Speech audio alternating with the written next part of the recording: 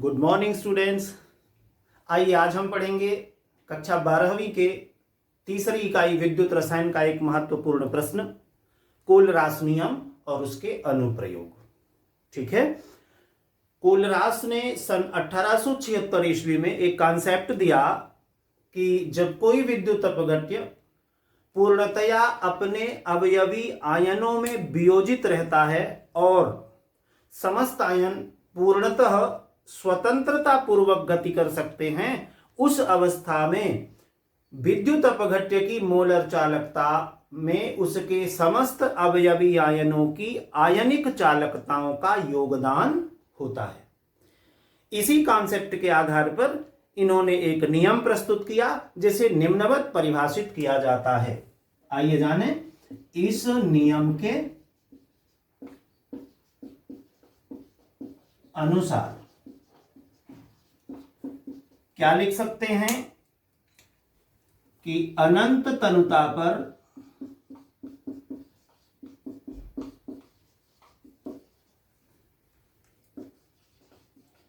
किसी विद्युत अपघट्य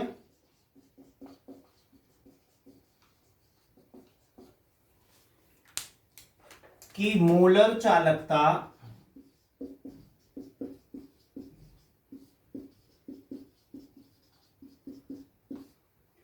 lambda m at infinite dilution. सिर्फ प्रदर्शित करते हैं इसको। देख रहे थे हम अनंत तनुता पर किसी विद्युत अपघट्य की मोलर चालकता का मान उसके समस्त अवयवी आयनों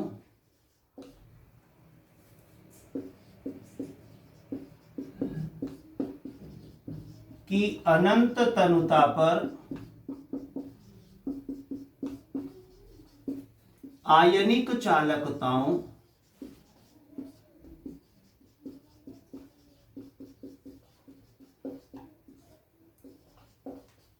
के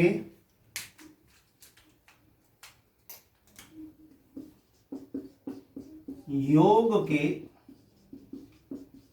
बराबर होता है।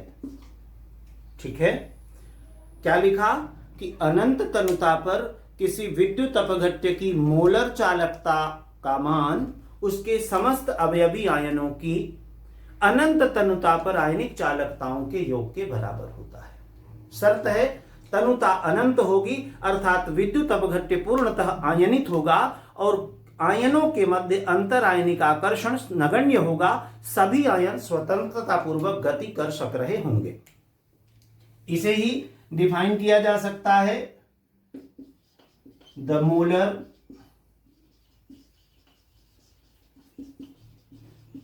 Conductance of an electrolyte at infinite dilution is the sum of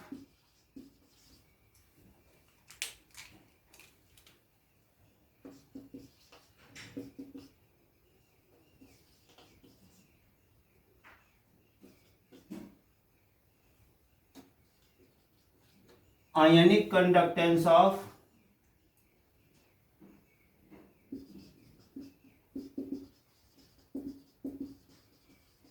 all individual ions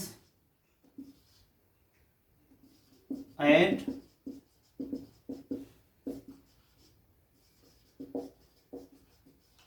infinite dilution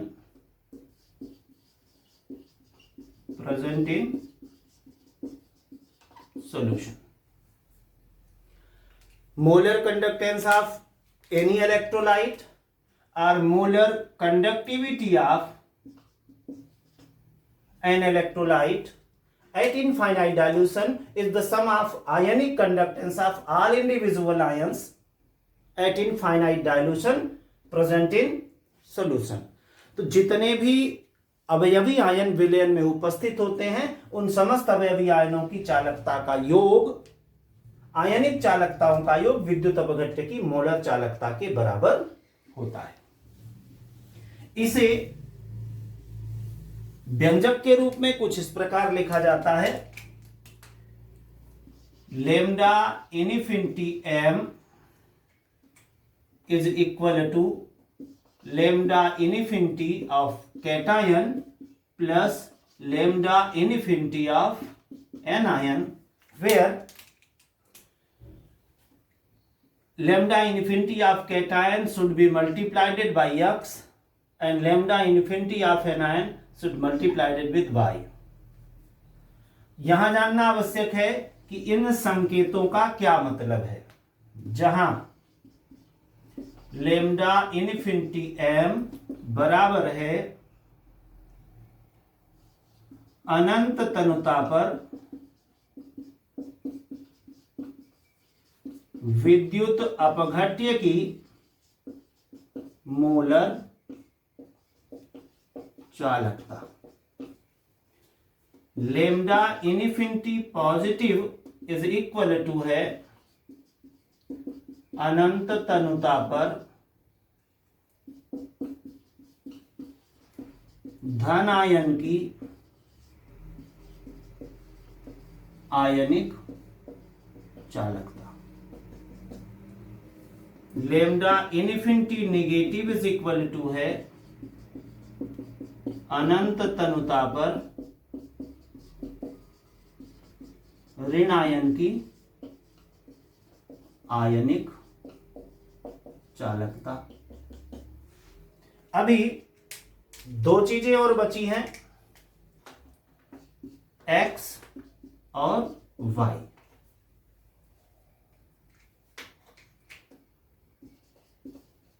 प्रति फार्मूला यूनिट उत्पन्न धन आयनों की संख्या और वहीं y भी प्रति फार्मूला यूनिट उत्पन्न ऋण आयनों की संख्या। प्रति फार्मूला यूनिट से मतलब है यौगिक के एक अणु के आयनन से उत्पन्न होने वाले धन आयनों की संख्या x है और ऋण आयनों की संख्या y होगी।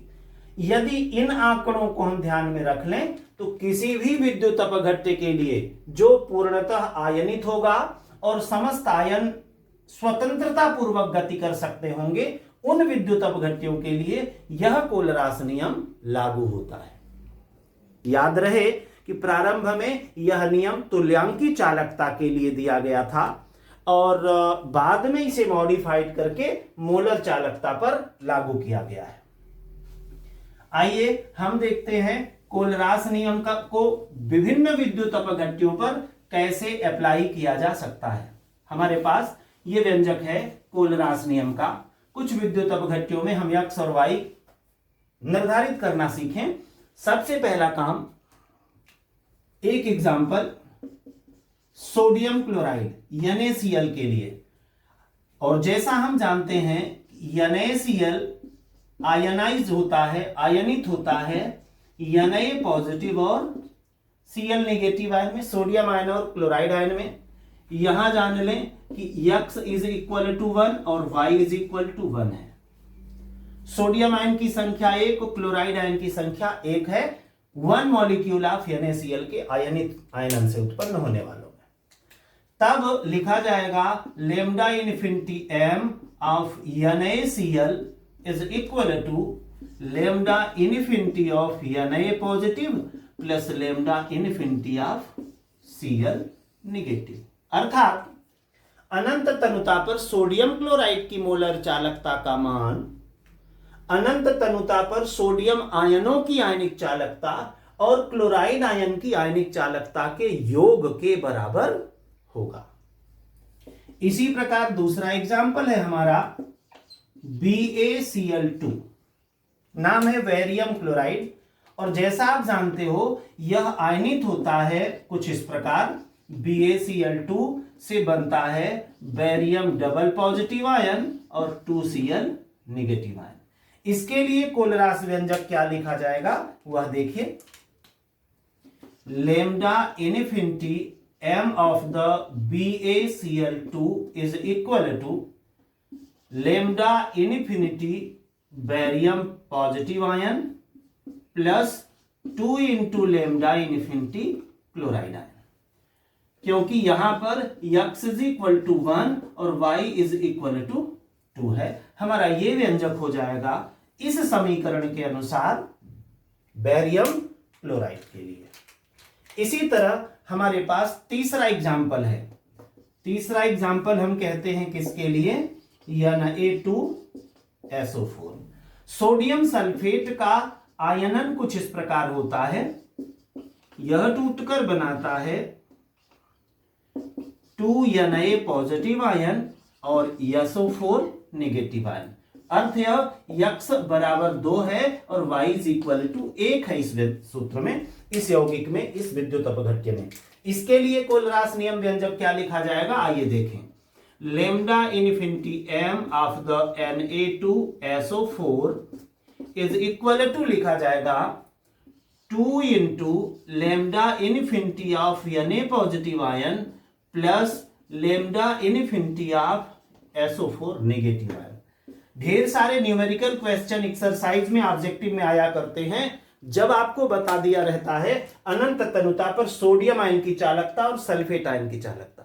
यदि इन दोनों का मान पता है तो सोडियम आयन वाले में 2 का गुणा करिए और सल्फेट और सोडियम के डबल को जोड़िए तो आप सोडियम सल्फेट की चालकता आसानी से निकाल सकते हैं।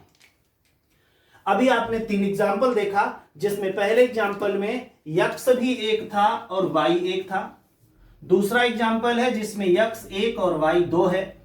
तीसरा एग्जाम्पल जिसमें y 2 और x 1 है। आइए अब देखते हैं जिसमें x भी हो और y भी हो। यह हमारा चौथा एग्जाम्पल होगा और चौथा एग्जाम्पल हम ले रहे हैं aluminium sulphate Al2SO4 whole thrice. यह आयनित होता कुछ इस प्रकार, Al2SO4 होल थ्राइस आयोनाइज होता है तो बनाता है 2Al3 पॉजिटिव आयन plus 3SO4 double negative ion. इसके लिए यदि हम कोलरास नियम व्यंजक लिखते हैं तो कुछ इस प्रकार होगा, lambda infinity m of Al2SO4 whole thrice is equal to, क्या लिख सकते हैं आप बताएंगे। इस व्यंजक में जैसा देख रहे हैं x इज इक्वल टू और y इज इक्वल 3 है, इसलिए एल्यूमिनियम की conductance lambda infinity Al3 positive, aluminium आयनों की आयनिक चालकता अनंत तनुता पर है ये, इसके साथ मल्टीप्लाई होगा 2 plus 3 into lambda infinity SO4 double negative ion. और इस व्यंजक का यूज करके हम एल्यूमिनियम सल्फेट की चालकता निकाल सकते हैं। इससे संबंधित सवाल को 3 तरीके से हमारे परीक्षा में पूछा जाता है। सल्फेट आयन की चालकता बता देगा और एल्यूमिनियम सल्फेट की अनंत तनुता पर मोलर चालकता दी रहेगी, हमको एल्यूमिनियम आयन की चालकता निकालनी होती है। अथवा एल्यूमिनियम आयन की और एल्यूमिनियम सल्फेट की दे दिया है, सल्फेट आयनों की पूछेगा। तीसरा, एल्यूमिनियम आयन की दी है, सल्फेट आयन की दी है, तब हमको एल्यूमिनियम आयनों की चालकता में 2 का गुणा करना पड़ेगा, सल्फेट आयनों की चालकता में 3 का गुणा करना पड़ेगा और दोनों को जोड़ देंगे तो एल्यूमिनियम सल्फेट की मोलर चालकता हमें प्राप्त हो जाएगी। यह हुआ हमारा कोलरास का नियम। यदि 2 अंक में छोटे प्रश्न में आता है कोलरास नियम क्या है लिखिए, तो कोलरास नियम की परिभाषा और साथ में ये कम से कम 2, 3, 4 एग्जाम्पल हमको लिखना होता है, जिससे हम व्याख्या यह कर पाए कि कोलरास नियम अप्लाई कैसे होता है, कैसे लागू किया जाता है। इसके पश्चात बात होती है कोलरास नियम के अनुप्रयोग। ये प्रश्न के साथ जुड़ा हुआ हिस्सा रहता है। जब भी प्रश्न आएगा तो कोलरास नियम क्या है, इसके कोई 2 अनुप्रयोग लिखिए, कोई 3 अनुप्रयोग लिखिए, कोई 4 अनुप्रयोग लिखिए अथवा अनुप्रयोगों को समझाइए। यहां हम अनुप्रयोग जान लें कौन कौन से, तो कोलरास नियम के प्रमुख 4 अनुप्रयोग निम्नलिखित हैं। कौन कौन से हैं आइए देखें। पहला, दुर्बल विद्युत अपघट्यों की अनंत तनुता पर सीमांत मूलर चालकता ज्ञात करना, पहला अनुप्रयोग है। दूसरा अनुप्रयोग है दुर्बल विद्युत अपघट्यों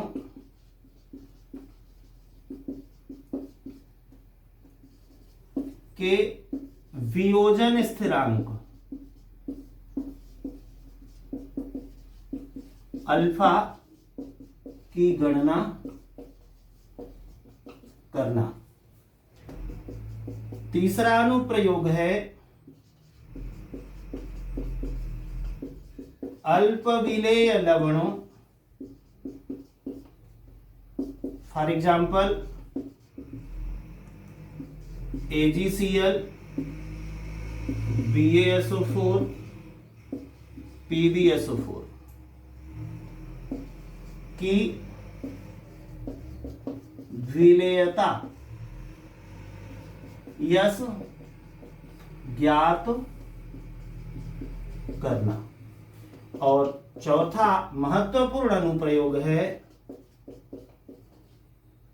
जल का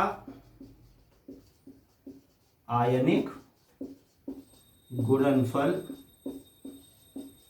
ज्ञात करने में। ठीक है, तो हमने देखा कोलरास नियम के प्रमुखतः 4 अनुप्रयोग हैं, जिसमें से पहला है दुर्बल विद्युत अपघट्यों की सीमांत मूलर चालकता अर्थात लैम्डा इनफिनिटी यम ज्ञात करने में। दूसरा, दुर्बल विद्युत अपघट्यों के वियोजन स्थिरांक या आयनन स्थिरांक अल्फा का मान ज्ञात करने में।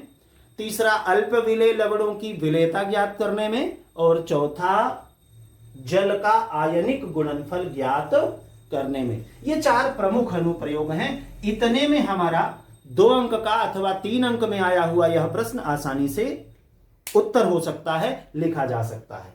इसके अतिरिक्त यदि इन अनुप्रयोगों का विवरण और इनसे रिलेटेड न्यूमेरिकल प्रॉब्लम्स पर हम डिस्कस करेंगे अगले वीडियो में। तब तक हमारे साथ जुड़े रहिए और अगला वीडियो देखने के लिए, इसकी न्यूमेरिकल प्रॉब्लम समझने के लिए यदि आपने अभी तक हमारे चैनल को सब्सक्राइब नहीं किया है तो सब्सक्राइब कीजिए और बने रहिए हमारे साथ। आज की यह कक्षा पढ़ने के लिए आप सभी का धन्यवाद।